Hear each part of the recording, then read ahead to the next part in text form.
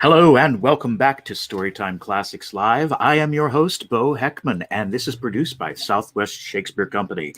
Today we have our guest reader, Amy Bjorklund, back to read for us the exciting tale of Rebecca. Welcome, Amy. How are you today? I'm very well. How are you? I am doing well. I'm still in front of this scary house, so I know. I'm becoming. It's almost spring. You should probably maybe put some flowers on it, or it doesn't seem to change day or night. It's always night, and that one light is always on. Yes, that's the first Mrs. De Winters. That's the creepy part. She's just standing there. So what's going on in the world of Rebecca? Oof. We met Mr. Javel last time, and he is a mystery. We don't know he seems really great, but we don't know why he's there and why Mrs. Danvers hid him and why he was in the West Wing. And is he selling things, or is he like Mrs. Danvers' lover, or is he who is this guy? But he didn't make any, he wasn't being shifty. Mrs. Danvers was keeping him from us. So we don't know why. And Maxim's gone. So she's left to fend for herself. Excellent. Yeah. It's good. I'm excited. We're almost to the halfway point. I think we'll get there today. Good. That's cool. So, yeah, we're to the getting to the the rising incident world, and then stuff's gonna happen. Yeah, it's gonna be awesome. We already have comments from Stanley and Catherine this morning. Yes, hello team. Team Rebecca. Stanley says, good morning, Amy and Bo. How's everything this morning? Everything is well. I keep wondering what will happen to Mrs. Danvers at the conclusion of the story. Yes, I didn't even think about her. Yeah, I'm so focused on the second Mrs. De Winter, but Mrs. Danvers got something up her sleeve. Yeah. And Catherine James says, good morning, everyone. Good morning, Catherine. Good morning and welcome. Thank you for joining us. And without further ado, I will turn things over to you, Amy, and take us into the world of Rebecca. Let's go. All right. So we, again, are reading this version. This is the edition we're using. And we are on chapter 14. So I'll take my little coffee bookmark. Boop. Let's see what happens. Oh, Mr. Javel, I am intrigued. Okie dokie. I found myself in the corridor where I had stood that first morning. I had not been there since, nor had I wished to go. Oh, also because she just went up to the West Wing. That's where we are. She made sure everyone was not around, and now she's sneaking up to see what happened. Okay, now I'm with us. I'll start over. I found myself in the corridor where I had stood that first morning. I had not been there since, nor had I wished to go. The sun streamed from the window in the alcove and made gold patterns on the dark paneling. There was no sound at all. I was aware of the same musty, unused smell that had been there before. I was uncertain which way to go. The plan of the rooms was not familiar to me. I remembered then that last time Mrs. Danvers had come out of the door here, just behind me, and it had seemed to me that the position of the door would make it the one I wanted, whose windows looked out upon the lawns to the sea. I turned the handle of the door and went inside. It was dark, of course, because of the shutters. I felt for the electric light switch on the hall and turned it on. I was standing in a little anteroom, a dressing room, I judged, with big wardrobes around the wall, and at the end of this room was another door, open, leading to a larger room. I went through to this room and turned on the light. My first impression was one of shock because the room was fully furnished, as though in use. I had expected to see chairs and tables swathed in dust sheets, and dust sheets too covered the great double bed across the wall. Nothing was covered up. There were brushes and combs on the dressing table, scent and powder. The bed was made up, I saw, the gleam of white linen in the pillowcase, and the tip of a blanket beneath the quilted coverlet. There were flowers on the dressing table, and the table stood beside the bed. Flowers, too, on the carved mantelpiece. A satin dressing gown lay on a chair, and a pair of bedroom slippers beneath. For one desperate moment, I thought that something had happened to my brain, that I was seeing back into time and looking upon the room as it used to be before she died. In a minute, Rebecca herself would come back into the room, sit before the looking glass on her dressing table, humming a tune, reach for her comb and run it through her hair. If she sat there, I should see her reflection in the glass, and she would see me too, standing like this by the door. Nothing happened. I went on standing there, waiting for something to happen. It was the clock ticking on the wall that brought me to reality again. The hand stood at 4:25. My watch said the same time. There was something sane and comforting about the ticking of the clock. It reminded me of the present, and that tea would soon be ready for me on the lawn. I walked slowly into the middle of the room. No, it was not used. It was not lived in anymore. Even the flowers could not destroy the musty smell. The curtains were drawn and the shutters were closed. Rebecca would never come back to this room again. Even if Mrs. Danvers did put the flowers on the mantelpiece and the sheets upon the bed, they would not bring her back. She was dead. She had been dead now for over a year. She lay buried in the crypt in the church with all the other dead De Winters. I could hear the sound of the sea very plainly. I went to the window and swung back the shutter. Yes, I was standing in the same window where Fauvel and Mrs. Danvers had stood half an hour ago. The long shaft of daylight made the electric light look false and yellow. I opened the shutter a little more. The daylight cast a white beam upon the bed. It shone upon the nightdress case, lying on the pillow. It shone on the glass top of the dressing table, on the bushes, and on the scent bottles. The daylight gave an even greater air of reality to the room. When the shutter was closed and it had been lit by electricity, the room had more the appearance of a setting on the stage, the scene set between performances. The curtain having fallen for the night, the evening over, and the first act set for tomorrow's matinee. But the daylight made the room vivid and alive. I forgot the musty smell and the drawn curtains of the other windows. I was a guest again, an uninvited guest. I had strolled into my hostess's bedroom by mistake. Those were her brushes on the dressing table. That was her dressing gown, and slippers laid upon the chair. I realized for the first time since I had come into the room that my legs were trembling, weak as straw. I sat down on the stool by the dressing table. My heart no longer beat in a strange, excited way. It felt heavy as lead. I looked about me in the room with a sort of dumb stupidity. Yes, it was a beautiful room. Mrs. Danvers had not exaggerated that first evening. It was the most beautiful room in the house. That exquisite mantelpiece, the ceiling, the carved bedstead and the curtain hangings, even the clock on the wall and the candlesticks upon the dressing table beside me, all were things I would have loved and almost worshipped had they been mine. They were not mine, though. They belonged to somebody else. I put out my hand and touched the brushes. One was more worn than its fellow. I understood it well. There was always one brush that had the greater use. Often you forgot to use the other, and when they were taken to be washed, there was one that was still quite clean and untouched. How white and thin my face looked in the glass, my hair hanging lank and straight. Did I always look like this? Surely I had more color as a rule. The reflection stared back at me, sallow and plain. I got up from the stool and went and touched the dressing gown on the chair. I picked up the slippers and held them in my hand.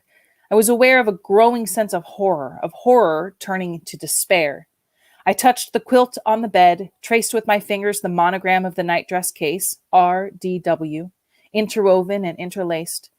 The letters were corded and strong against the gold satin material. The nightdress was inside the case, thin as gossamer, apricot in color. I drew it, touched it, drew it from the case, put it against my face. It was cold, quite cold.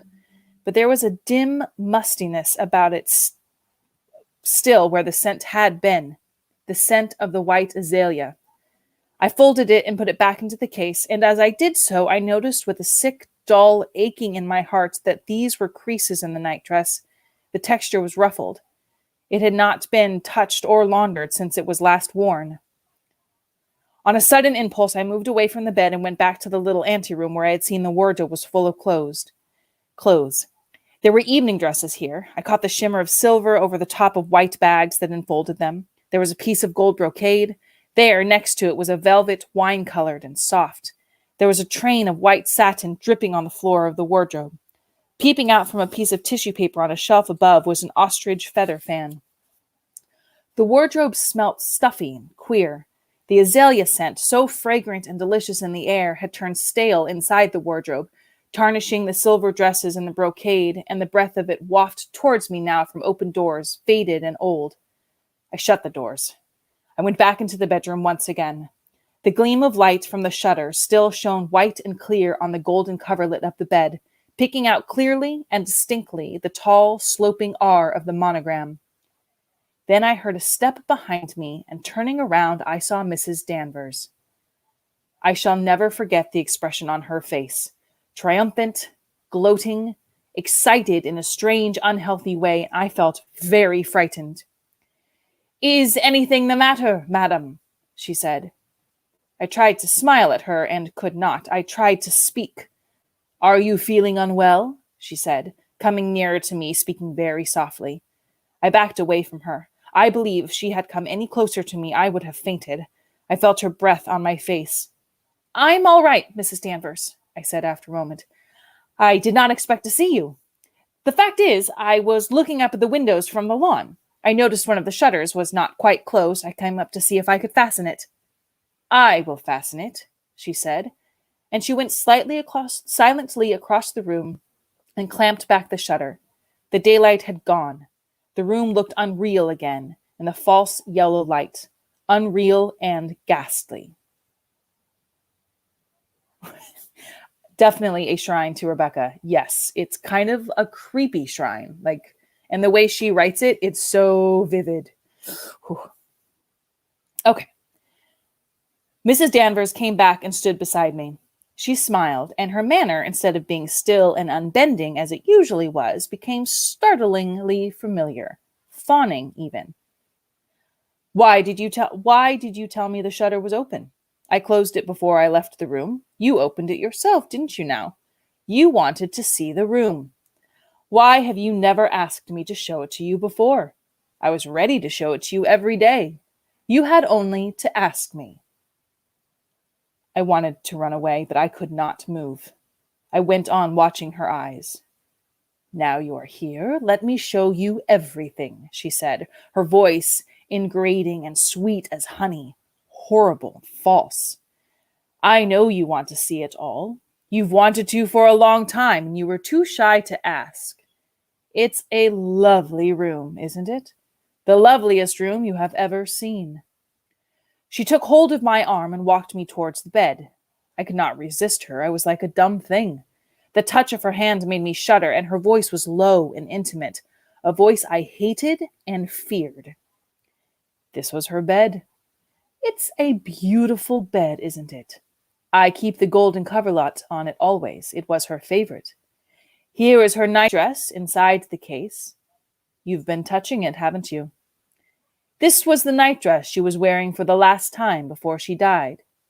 Would you like to touch it again?" She took the nightdress from the case and held it before me. "Feel it. Hold it," she said. "How soft and light it is, isn't it? I haven't washed it since it wore it for the first time. I put it out like this, and the dressing gown and slippers, just as I put them out for her the night she never came back, the night she was drowned." She folded up the nightgown and put it back into the case. "I did everything for her, you know," she said, taking my arm again, leading me to the dressing gown and slippers. "We tried maid after maid, but not one of them suited. 'You made me better than anyone, Danny,' she used to say to me. 'I won't have anyone but you.' Look, this is her dressing gown. She was much taller than you can see by the length. Put it up against you. Comes down to your ankles. She had a beautiful figure. These are her slippers. 'Throw me my slips, Danny,' she used to say. She had little feet for her height. 'Put your hands inside the slippers. They are quite small and narrow, aren't they?' She forced the slippers over my hands, smiling all the while, watching my eyes. 'You never would have thought she was so tall, would you?' she said. 'These slippers would fit a tiny foot. She was so slim, too. You would forget her height until she stood beside you.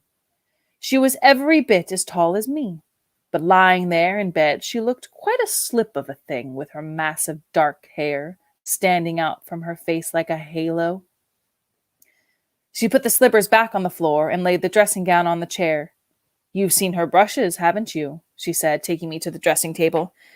'There they are, just as she used them, unwatched and untouched. I used to brush her hair for her every evening. Come on, Danny, hair drill, she would say, and I'd stand behind her by the stool here and brush away for 20 minutes at a time. She only wore it short the last few years, you know.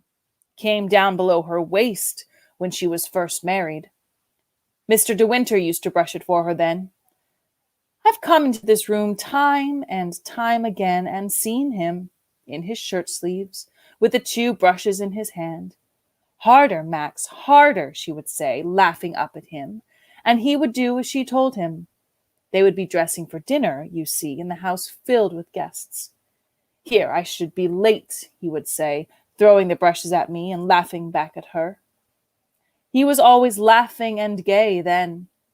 She paused, her hand still resting on my arm. Everyone was angry with her when she cut her hair, she said, but she did not care. It's nothing to do with anyone but myself, she would say. And, of course, short hair was much easier for riding and sailing. She was painted on horseback, you know. A famous artist did it. The picture hung in the academy. Did you ever see it? I shook my head.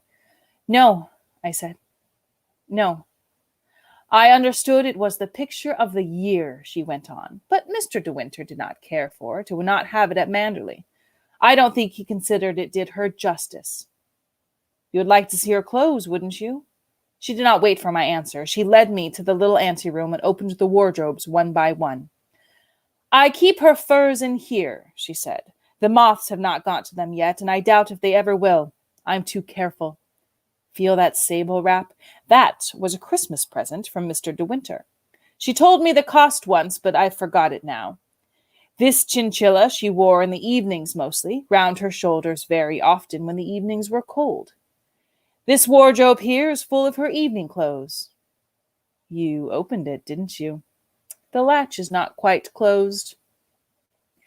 I believe Mr. De Winter liked her to wear silver, mostly, but of course she could wear anything, stand in any color. She looked beautiful in velvet. Put it against your face. It's soft, isn't it? You can feel it, can't you? The scent is still fresh, isn't it? You could almost imagine she had only just taken it off. I would always know when she had been before me in a room. There would be a little whiff of her scent in the room. These are her underclothes in this drawer. This pink set here she had never worn. She was wearing slacks, of course, and a shirt when she died. They were torn from her body in the water, though. There was nothing on the body when it was found, all those weeks after. Her fingers tightened on my arm. She bent down to me, her skull's face close, her dark eyes searching mine. The rocks had battered her to bits, you know, she whispered, her beautiful face unrecognizable and both arms gone. Mr. De Winter identified her. He went up to Edgecombe to do it. He went quite alone. He was very ill at the time, but he would go. No one could stop him, not even Mr. Crawley. She paused, her eyes never leaving my face. I shall always blame myself for the accident, she said. It was my fault for being out that evening. I had gone into Carrith for the afternoon and stayed there late, as Mrs. De Winter was up in London and did not expect it back until much later. That's why I did not hurry back. When I came in, about 9:30, I heard she'd returned just before 7, had her dinner, and then went out again. Down to the beach, of course. I felt worried then. It was blowing up from the southwest. She would never have gone if I had been in. She always listened to me. I wouldn't go out this evening. It's not fit, I should have said, and she would have answered me, All right, Danny, you old fusspot. And we would have sat up here talking, no doubt, she telling me all she had done in London, like she always did.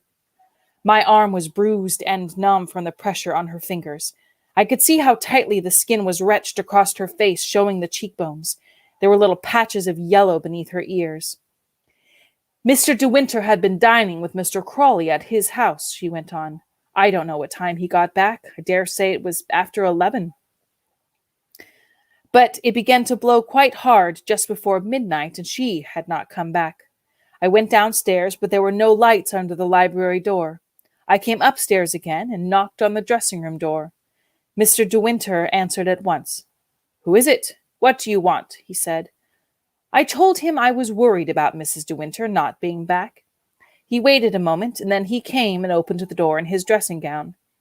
"She's spending the night down at the cottage, I expect," he said. "I should go to bed if I were you. She won't come back here to sleep if it goes on like this." He looked tired, and I did not like to disturb him. After all, she spent many nights at the cottage, and had sailed in every sort of weather. She might not even gone for a sail, but just wanted the night at the cottage as a change after London. I said good night to Mr. De Winter and went back to my room. I did not sleep, though. I kept wondering what she was doing. She paused again, and I did not want to hear any more. I wanted to get away from her, away from the room. "I sat on my bed until 5:30, she said. Then I couldn't wait there any longer. I got up and put on my coat and went down through the woods to the beach. It was getting light, but there was still a misty sort of rain falling, although the wind had dropped. Then I got to the beach. I saw the buoy there in the water, and the dinghy, but the boat had gone. It seemed to me that I could see the cove of the graying light, feel the thin drizzle on my face, and peering through the mist could make out shadowy and indistinct the low, dark outline of the buoy.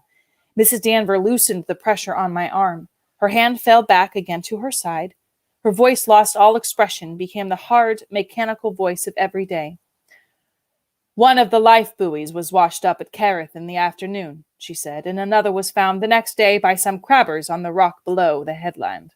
Bits and pieces of rigging, too, would come in on the tide." She turned away from me and closed the chest of drawers. She straightened one of the pictures on the wall. She picked up a piece of fluff from the carpet. I stood watching her, not knowing what to do. "You know now," she said, "why Mr. De Winter does not use these rooms any more. Listen to the sea." Even with the windows closed and the shutters fastened, I could hear it. A low, sullen murmur as the waves broke on the white shingle in the cove. The tide would be coming in fast now and running up the beach nearly to the stone cottage. "He has not used these rooms since the night she was drowned," he said. "He had his things moved out from the dressing room.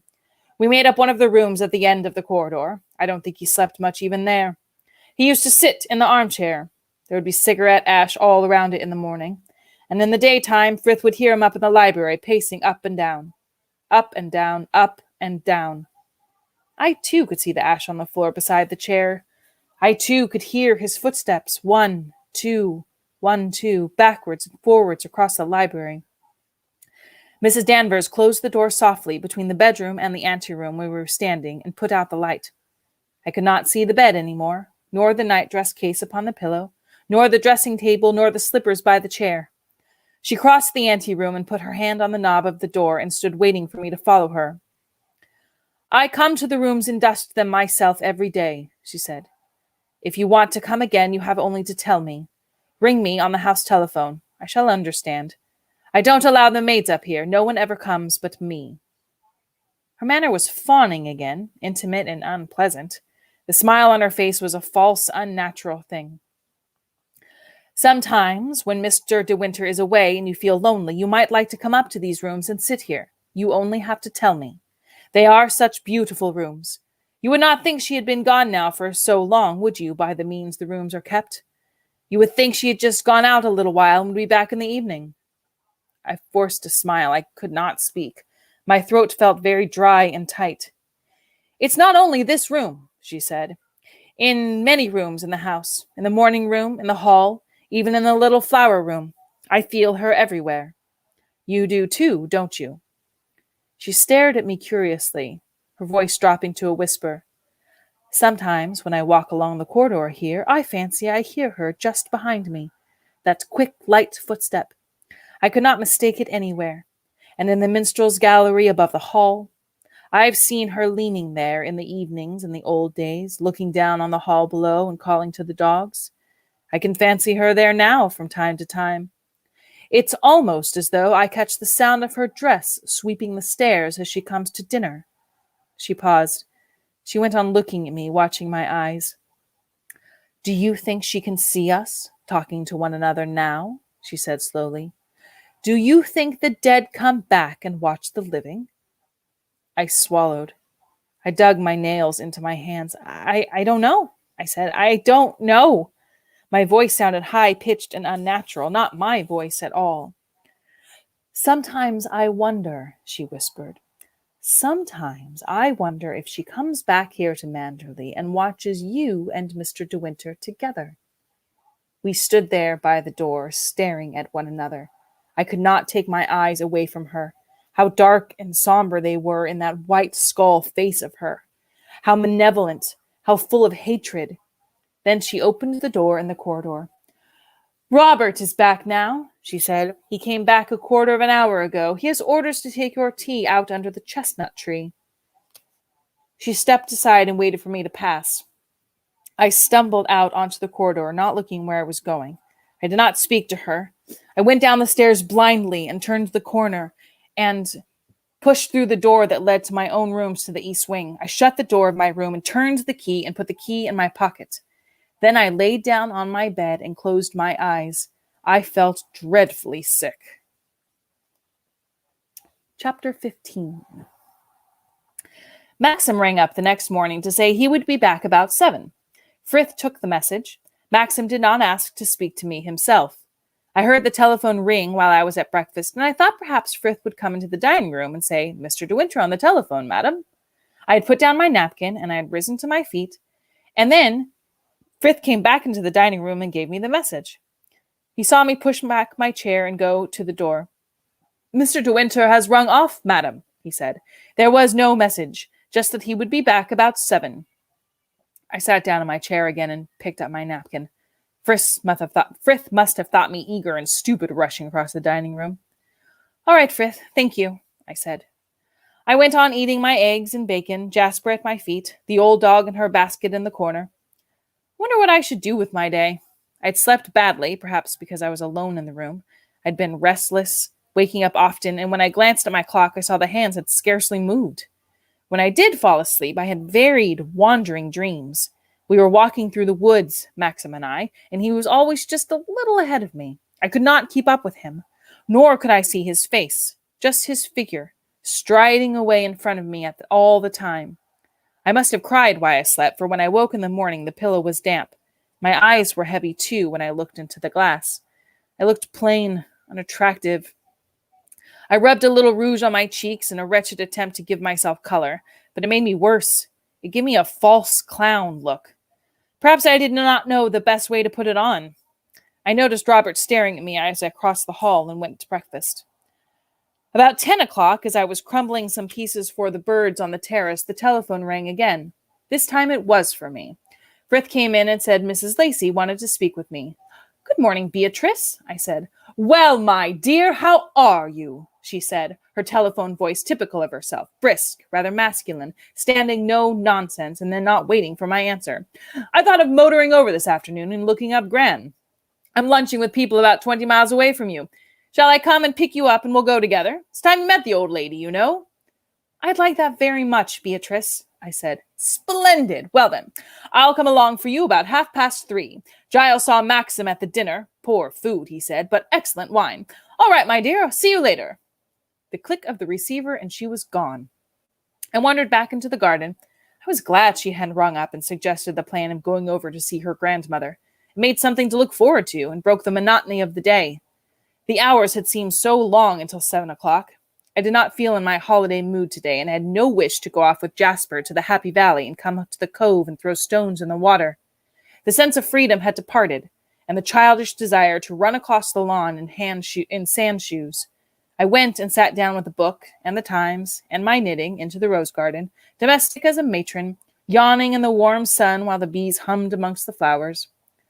I tried to concentrate on the bald newspaper columns, and later to lose myself in the racy plot of the novel in my hands. I did not want to think of yesterday afternoon and Mrs. Danvers. I tried to forget that she was in the house at this moment, perhaps looking down on me from one of the windows. And now and again, when I looked up from my book or glanced across the garden, I had the feeling I was not alone. There were so many windows to Manderley, so many rooms that were never used by Maxim and myself that were empty now, dust-sheeted, silent, rooms that had been occupied in the old days when his father and his grandfather had been alive, and there had been much more entertaining, many servants. It would be easy for Mrs. Danvers to open those doors softly and close them again, and then steal quietly across the shrouded room and look down upon me from the drawn curtains. I should not know. Even if I turned my chair and looked up at the windows, I would not see her. I remember a game I had played as a child that my friends next door had called Grandmother's Steps, and myself, Old Witch. You had to stand at the end of the garden with your back turned to the rest, and one by one they crept nearer to you, advancing in short, furtive fashion. Every few minutes you turned to look at them, and if you saw one of them moving, the offender had to retire to the back line and begin again. But there was always one a little bolder than the rest who came up very close, whose movement was impossible to detect, and as you waited there, your back turned, counting the regulation 10, you knew with a fatal, terrifying certainty that before long, before even the 10 was counted, this bold player would pounce upon you from behind, unheralded, unseen, with a scream of triumph. I felt as tense and expectant as I did then. I was playing Old Witch with Mrs. Danvers. Lunch was a welcome break in the long morning. The calm efficiency of Frith and Robert's rather foolish face helped me more than my book and my newspaper had done. And at 3:30, punctual to the moment, I heard the sound of Beatrice's car around the sweep of the drive and pull up the steps for the house. I ran out to meet her, already dressed, my gloves in my hand. "Well, my dear, here I am. What a splendid day, isn't it?" She slammed the door of the car and came to the steps to meet me. She gave me a hard, swift kiss, brushing me somewhat up the ear. "You don't look well," she said immediately, looking me up and down. "Much too thin in the face, and no color. What's wrong with you?" "Nothing," I said humbly, knowing the fault of my face too well. "I am not a person who ever has much color." "Oh, bosh, you looked quite different when I saw you before." "I expect the brown of Italy has worn off," I said, getting into the car. "Humph," she said shortly. "You're as bad as Maxim. Can't stand any criticism about your health. Slam the door hard or it doesn't shut." We started off down the drive, swerving at the corner, going rather too fast. "You're not by any chance starting an infant, are you?" she said, turning her hawk-brown eyes upon me. "No," I said awkwardly. "No, I don't think so." "No morning sickness or anything like that?" "No." "Oh, well, of course it doesn't always follow. I never turned a hair when Roger was born. Felt fit as a fiddle the whole 9 months. I played golf the day before he arrived. There was nothing to be embarrassed about, the facts of nature, you know. If you have any suspicion, you'd better tell me." "No, really, Beatrice," I said, "there's nothing to tell. I must say I do hope you will produce a son and heir before long. It would be so terribly good for Maxim. I hope you are doing nothing to prevent it." "Of course not," I said. What an extraordinary conversation. "Oh, don't be shocked," she said. "You must never mind what I say. After all, brides of today are all up to everything. It's a damn nuisance if you want to hunt and you land yourself with an infant in your first season. Quite enough to break up a marriage if you're both keen. Wouldn't matter in your case. Babies needn't interfere with sketching." "How is the sketching, by the way?" "I'm afraid I don't seem to do much," I said. "Really? Nice weather, too, for sitting out of doors. You only need a camp stool and a box of pencils, don't you? Tell me, were you interested in those books I sent you?" "Yes, of course," I said. "It was a lovely present, Beatrice." She looked pleased. "Glad you liked them," she said. The car sped along. She kept her foot permanently on the accelerator and took every corner at an acute angle. 2 motorists we passed looked out of their windows outraged as she swept by them, and one pedestrian in a lane waved his stick at her. I felt rather hot for her. She did not seem to notice, though. I crouched lower in my seat. "Roger goes up to Oxford next term," she said. "Heaven knows what he'll do with himself. Awful waste of time, I think, and so does Giles, but we wouldn't think of what else to do with him. Of course, he's just like Giles and myself, thinks of nothing but horses. What on earth does this car in front of us think it's doing? Why don't you put on your hand, my good man? Really, some of these people on the road today ought to be shot." We swerved into a main road, narrowly avoiding the car ahead of us. "Have any people been down to stay?" she asked. "No, we've been very quiet," I said. "Much better, too," she said. "Awful bore. I always think those big parties. You won't find it alarming if you come to stay with us. Very nice lot of people all around, and we all know one another frightfully well. We dine at one another's houses and have our bridge and don't bother with outsiders. You do play bridge, don't you?" "I'm not very good, Beatrice." "Oh, well, we shan't mind that, as long as you can play. I have no patience with people who won't learn. What on earth can one do with themselves between tea and dinner in the winter and after dinner? One just can't sit and talk."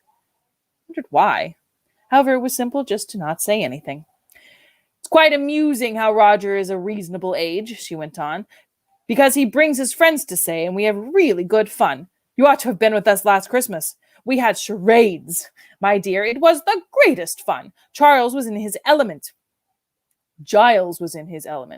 He adores dressing up, you know, and after a glass or two of champagne, he's the funniest thing you've ever seen. We often say he's missed his vocation and ought to have been on the stage.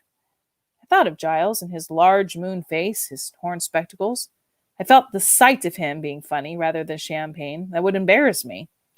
He and another man, a great friend of ours, Dickie Marsh, dressed up as women and sang a duet. What exactly it had to do with the word on the charade, nobody knew, but it did not matter. We all roared. I smiled politely. Fancy, I said, how funny. I saw them all rocking from side to side on Beatrice's drawing room. All these friends who knew one another so well. Roger would look like Giles. Beatrice was laughing again at the memory. Poor Giles. I shall never forget his face when Dickie squirted the soda siphon down his back. We were all fits. I had an uneasy feeling we might be asked to spend the approaching Christmas with Beatrice. Perhaps I could have influenza. Of course, our acting was never very ambitious, she said. It was just a lot of fun amongst ourselves. At Manderley now, there's a scope for a really fine show. I remember a pageant they had there some years ago. People from London came down to do it. Of course, that type of things needs terrific organization. Yes, I said. She was silent for a while and drove without speaking. How's Maxim? She said, after a moment. Very well, thanks, I said. Quite cheerful and happy? Oh, yes, rather, yes. A narrow village street engaged her attention. I wondered whether I should tell her about Mrs. Danvers, about the man Fauvel. I did not want her to make a blunder, though, and perhaps tell Maxim. Beatrice, I said, deciding upon it, have you ever heard of someone named Fauvel? Jack Fauvel? Jack Fauvel, she repeated. Yes, I do know the name. Wait a minute. Jack Fauvel, of course, an awful bounder. I met him once, ages ago. He came to Manderley yesterday to see Mrs. Danvers, I said. Really? Oh, well, perhaps he would. Why? I said. Well, I rather think he was Rebecca's cousin, she said. I was very surprised. That man was her relation? That was not my idea of the sort of cousin Rebecca should have. Jack Fauvel, her cousin. Oh, I said. Oh, I hadn't realized that. He probably used to go to Manderley a lot, said Beatrice. I don't know. I shouldn't tell you. I couldn't tell you. I was very seldom there. Her manner was abrupt. It gave me the impression she did not want to pursue the subject. I did not take him to much. No, I don't blame you, she said. I waited, but she did not say any more. I thought it wiser not to tell her how Fauvel had asked me to keep the visit a secret. Might lead to some complication. Besides, we were just coming to our destination. A pair of white gates and a smooth gravel drive. Don't forget, the old lady is nearly blind, said Beatrice, and she's not very bright these days. I telephoned to the nurse that we were coming, so everything will be all right. The house was a large, red-bricked, gabled. Late Victorian, I supposed. Not an attractive house. I could tell in a glance it was a sort of house that was aggressively well kept by a big staff, and all for one old lady who was nearly blind. A trim parlor maid opened the door. Good afternoon, Nora. How are you? Said Beatrice. Very well, thank you, madam. I hope you are keeping well. Oh, yes, we are all flourishing. How's the old lady been, Nora? Rather mixed, madam. She has one good day, and then a bad. She is not too bad in herself, you know. She will be pleased to see you, I'm sure. She glanced curiously at me. This is Mrs. Maxim, said Beatrice. Yes, madam. How do you do? Said Nora. We went through a narrow hall and a drawing room crowded with furniture to a veranda facing a square clipped lawn. There were many bright geraniums in stone vases on the steps of the veranda. In the corner was a bath chair. Beatrice's grandmother was sitting there, propped up with pillows and surrounded by shawls. When we came close to her, I saw that she had a strong, rather uncanny resemblance to Maxim. That was what Maxim would look like if he was very old, if he was blind. The nurse by her side got up from her chair and put a mark in the book she was reading aloud. She smiled at Beatrice. How are you, Mrs. Lacey? She said. Beatrice shook hands with her and introduced me. The old lady looks all right. I don't know how she does it at 86. Here we are, Gran, she said, raising her voice. All arrived safe and sound. The grandmother looked in our direction. Dear Bee, she said, how sweet of you to come and visit me. We are so dull here, nothing for you to do. Beatrice leant over and kissed her. I brought Max's wife over to see you. She wanted to come and see you before, but she and Maxim have been so busy. Beatrice prodded me in the back. Kiss her, she murmured. I too bent down and kissed her on the cheek. The grandmother touched my face with her fingers. You nice thing, she said. So good of you to come. I'm very pleased to see you, dear. You ought to have brought Maxim with you. Maxim is in London, I said. He's coming back tonight. You must bring him next time, she said. Sit down, dear, in this chair where I can see you. And Bee, come the other side. How is dear Roger? He's a naughty boy. He doesn't come and see me. He shall be coming during August, shouted Beatrice. He's leaving Eton, you know. He's going up to Oxford.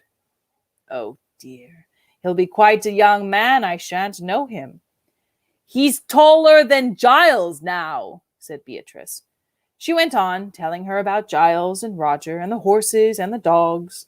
The nurse brought out some knitting and clicked her needles sharply. She turned to me, very bright, very cheerful. How are you liking Manderley, Mrs. De Winter? Very much, thank you, I said.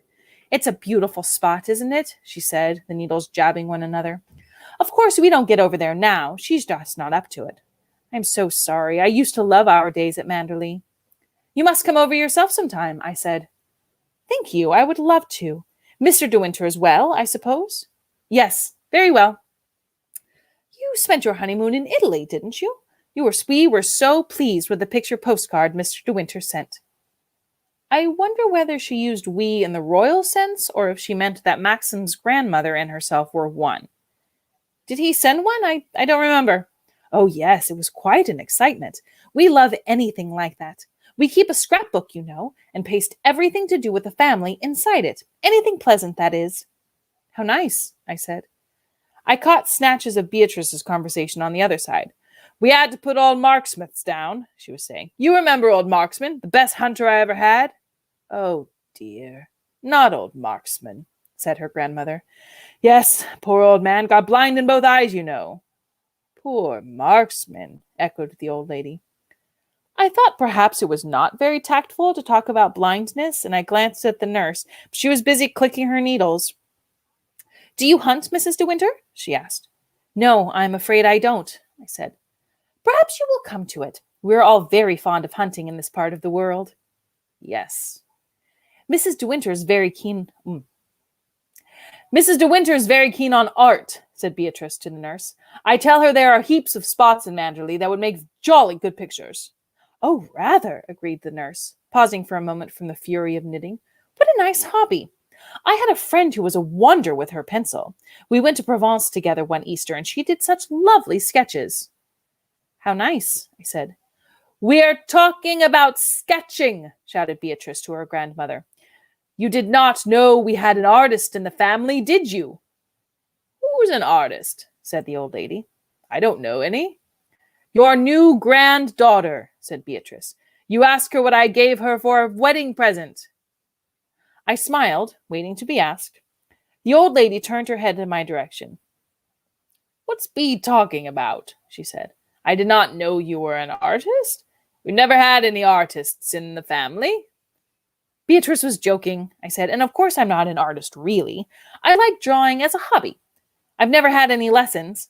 Beatrice gave me some lovely books as a present. Oh, she said, rather bewildered. Beatrice gave you some books, did she? Rather like taking coals to Newcastle, wasn't it? There's so many books in the library at Manderley. She laughed heartily, and we all joined in on the joke.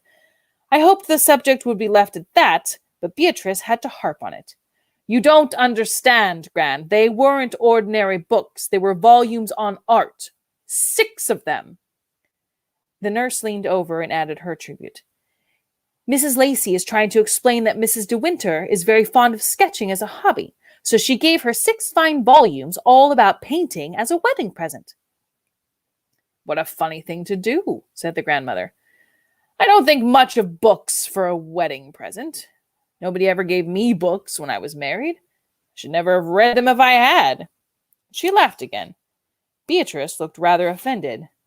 I smiled at her to show my sympathy, and I don't think she saw. The nurse resumed her knitting. "I want my tea," said the old lady. "Isn't it 4:30 yet? Why doesn't Nora bring the tea?" "What? Hungry again after our big lunch?" said the nurse, rising to her feet and smiling brightly at her charge.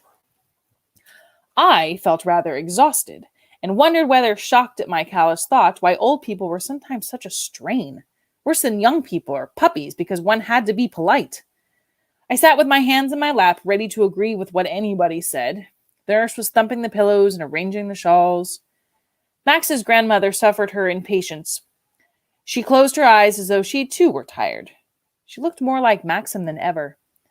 I knew how she must have looked when she was young, tall, and handsome, going round to the stables at Manderley with sugar in her pockets, holding her trailing skirt out of the mud. I pictured the nipped-in waist, the high collar. I heard her ordering the carriage for 2 o'clock. That was all finished for her now, all gone. Her husband had been dead for 40 years, her son for 15. She had to live here in this bright, red-gabled house with the nurse until it was time for her to die. I thought how little we know about the feelings of old people. Children we understand, their fears and hopes and make-believe. I was a child yesterday, I had not forgotten. But Maxim's grandmother, sitting there in her shawl with her poor blind eyes, what did she feel? What was she thinking? Did she guess that we had come to visit her because we felt it right? It was a duty? That when she got home afterwards, Beatrice would be able to say, "Well, that clears my conscience for 3 months"? Did she ever think about Manderley?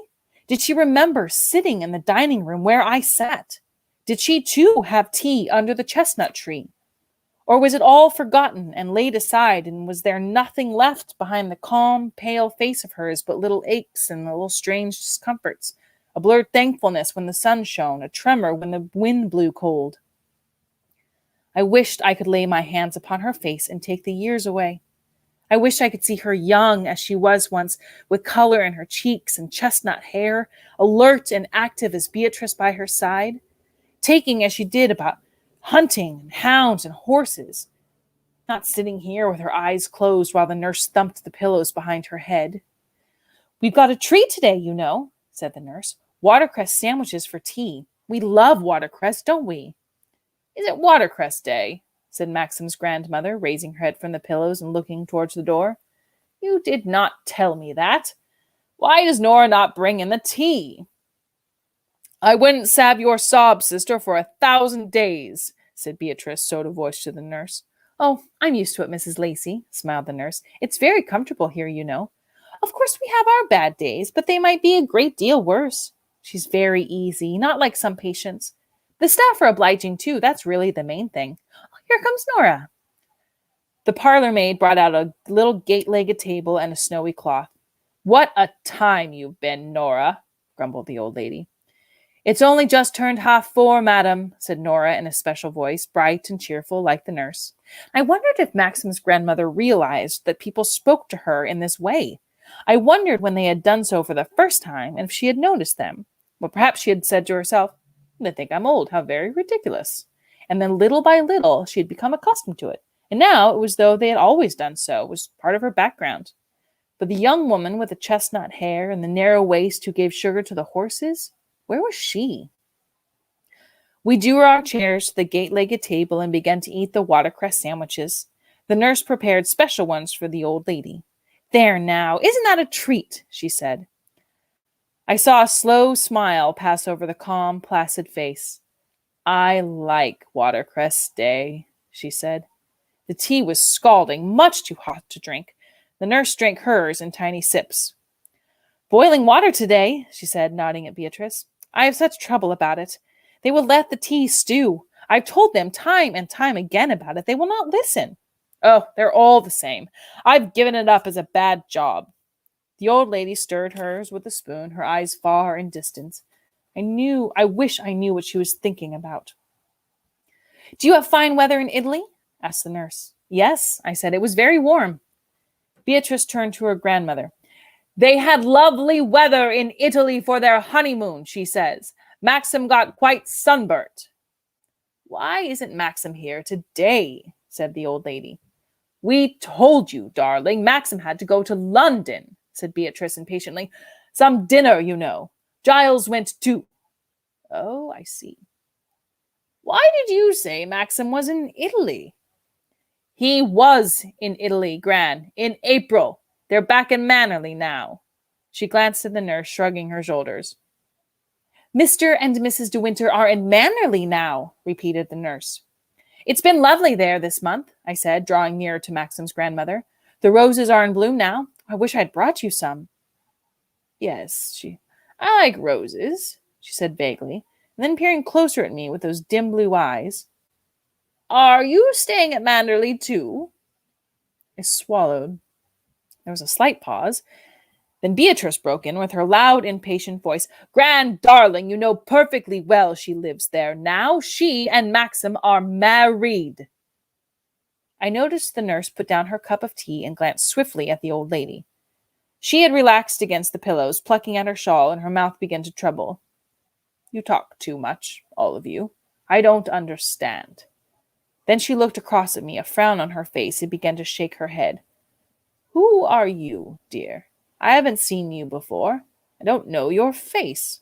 I don't remember you at Manderley. Bee, who is this child? Why did Maxim not bring Rebecca? I'm so fond of Rebecca. Where is dear Rebecca? There was a long pause, a moment of agony. I felt my cheeks grow scarlet. The nurse got to her feet very quickly and went to the bath chair. I want Rebecca, repeated the old lady. What have you done with Rebecca? Beatrice rose clumsily from the table, shaking the cups and saucers. She, too, had turned very red, and her mouth twitched. I think you'd better go, Mrs. Lacey, said the nurse, rather pink and flustered. She's looking a little tired, and when you wandered in like this, sometimes it lasts a few hours. She does get excited like this from time to time. It's very unfortunate it should happen today. I'm sure you will understand, Mrs. De Winter. She turned apologetically to me. Of course, I said quickly. It's much better we should go. Beatrice and I groped for our bags and gloves.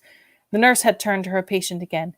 Now, what's all this about? Don't you want your nice watercress sandwiches that I have cut for you? Where is Rebecca? Why did not Maxim come and bring Rebecca? Replied the thin, tired, querulous voice. We went through the drawing room to the hall and let ourselves out the front door. Beatrice started up the car without a word. We drove down the smooth gravel drive and out the white gates. I stared straight ahead in front of me down the road. I did not mind for myself. I would have not cared if I had been alone. I minded for Beatrice. The whole thing had been so wretched and awkward for Beatrice. She spoke to me when we turned out of the village. My dear, she began, I am so dreadfully sorry. I don't know what to say. Don't be absurd, Beatrice, I said hurriedly. It doesn't matter a bit. It's absolutely all right. I had no idea she would do that, said Beatrice. I would never have dreamt of taking you to see her. I'm so frightfully sorry. There's nothing to be sorry about. Please don't say any more. I can't make it out. She knew all about you. I wrote and I told her, and so did Maxim. She was so interested in the wedding abroad. You forget how old she is, I said. Why should she remember that?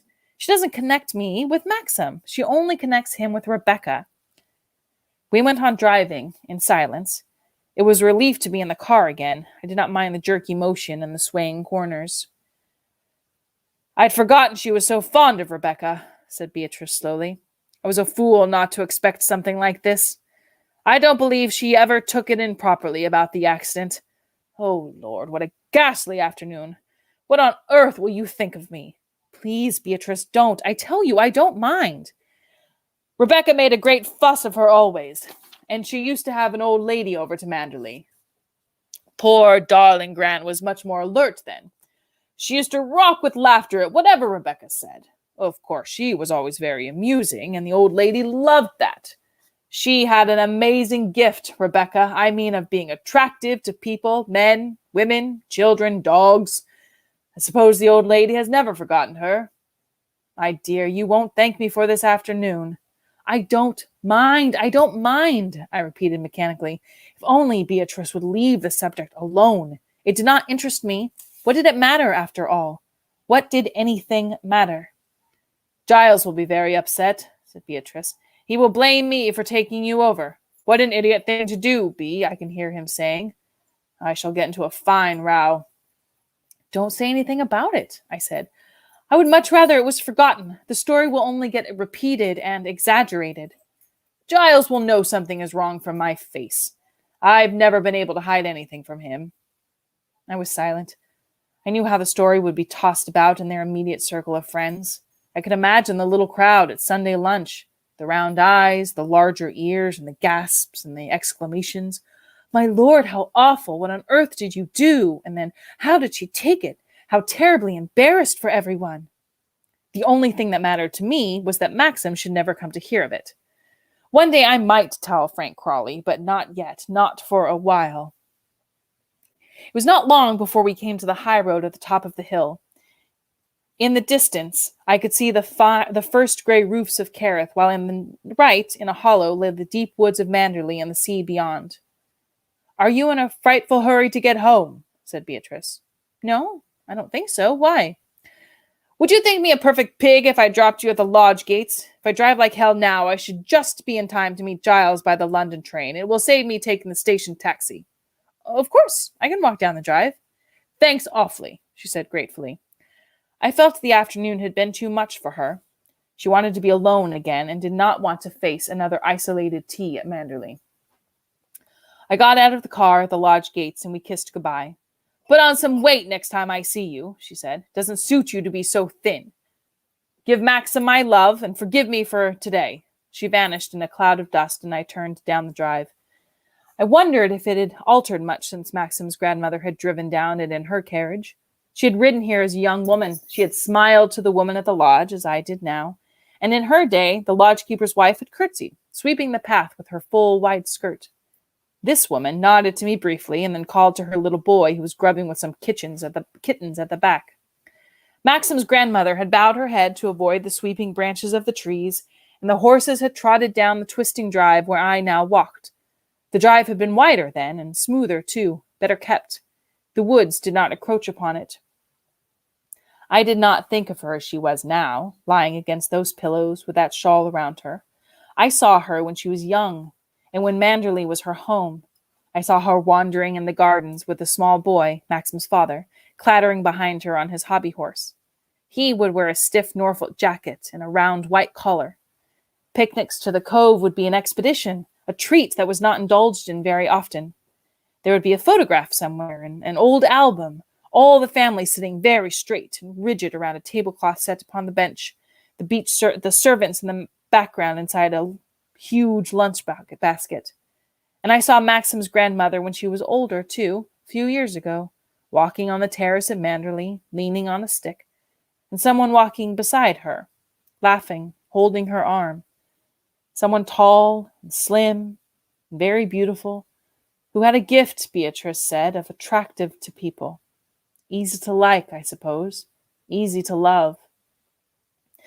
When I came to the end of the long drive at last, I saw that Maxim's car was standing in front of the house. My heart lifted. I ran quickly into the hall. His hat and gloves were lying on the table. I went towards the library, and I came near. I heard the sound of voices, one raising louder than the other, Maxim's voice. The door was shut. I hesitated a moment before going in. You can write and tell him from me to keep away from Manderley in future. Do you hear? Never mind who told me. That's of no importance. I happen to know his car was seen here yesterday afternoon. If you want to meet him, you can meet him outside Manderley. I won't have him inside the gates. Do you understand? Remember, I am warning you for the last time. I slipped away from the door to the stairs. I heard the door of the library open, and I ran swiftly up the stairs and hid in the gallery. Mrs. Danvers came out of the library, shutting the door behind her. I crouched behind the wall, next to the gallery so I should not be seen. I had caught one glimpse of her face. It was gray with anger, distorted and horrible. She passed up the stairs swiftly and silently and disappeared through the door leading to the west wing. I waited a moment, then I went slowly downstairs to the library. I opened the door and went in. Maxim was standing in the window, some letters in his hand. His back was turned to me, and for a moment I thought of creeping out again and going upstairs to my room and sitting there. But he must have heard me, though, for he swung around impatiently. "Who is it now?" he said. "Okay, bye." Okay. I smiled, holding out my hands. "Hello," I said. "Oh, it's you." I could tell in a glance that something had made him very angry. His mouth was hard, his nostrils white and pinched. "What have you been doing with yourself?" he said. He kissed the top of my head and put his hand around my shoulder. I felt it a very long time had passed since he left me yesterday. "I've been to see your grandmother," I said. "Beatrice drove me over this afternoon." "Ah. How old was the old lady?" "All right." "What's happened to Bea?" "She had to get back to meet Giles." We sat down together in the window seat, and I took his hand in mine. "I hated you being away. I missed you terribly," I said. "Have you?" he said. We did not say anything for a bit. I just held his hand. "Was it hot up in London?" I said. "Yes, pretty awful. I always hate the place." I wondered if he would tell me what had happened just now in the library with Mrs. Danvers. I wonder who had told him about Flavel. "Are you worried about something?" I said. "I've had a long day," he said. "That drive in 24 hours is too much for anyone." He got up and wandered away, lighting a cigarette. I knew then that he was not going to tell me about Mrs. Danvers. "I'm tired too," I said slowly. "It's been a funny sort of day." There we go. Okay, so, yes, Catherine, sad for everyone, especially since I don't think grandmother meant it viciously. She's just confused, and I think that's really, well, like the second Mrs. De Winter said, it's easier to understand, kids and dogs and animals, but we don't always understand everyone's mind. So yeah, that was hard. That was a hard one. I actually almost cried when she was talking about seeing the older woman as a younger woman and like trying to put all the pieces of this world together. Yeah. So thank you both, or anyone else who's listening, for joining us. Again, Rebecca, we will be starting on chapter 16 next time. And I hope to see you all there, everyone who's here. And I hope you have a really, really fantastic day. All right. I'll see you guys later. Bye.